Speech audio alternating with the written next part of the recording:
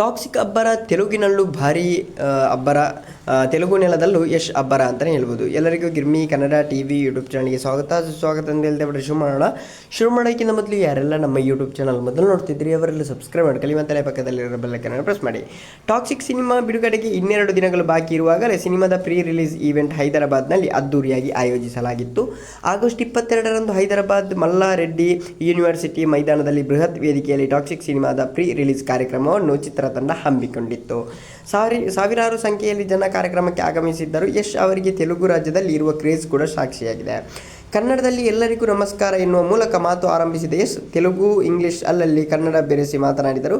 ತೆಲುಗು ಪ್ರೇಕ್ಷಕರಿಗೆ KGF ಮತ್ತು KGF 2 ಸಿನಿಮಾಕ್ಕೆ ತೆಲುಗು ಪ್ರೇಕ್ಷಕರು ತೋರಿಸಿದ ಪ್ರೀತಿಗೆ ಮೊದಲು ಧನ್ಯವಾದ ಅರ್ಪಿಸಿದ ನಟ ಯಶ್, ತೆಲುಗು ಪ್ರೇಕ್ಷಕರು ಯಾರ ಹಿನ್ನೆಲೆಯೂ ನೋಡದೆ ಯಾವ ರಾಜಕೀಯದ ಬಗೆಗೆ ಒಳ್ಳೆಯ ಸಿನಿಮಾಗಳಿಗೆ ಮೊದಲಿನಿಂದಲೂ ಬೆಂಬಲ ನೀಡುತ್ತಲೇ ಬಂದಿದ್ದಾರೆ ಎಂದಿದ್ದಾರೆ.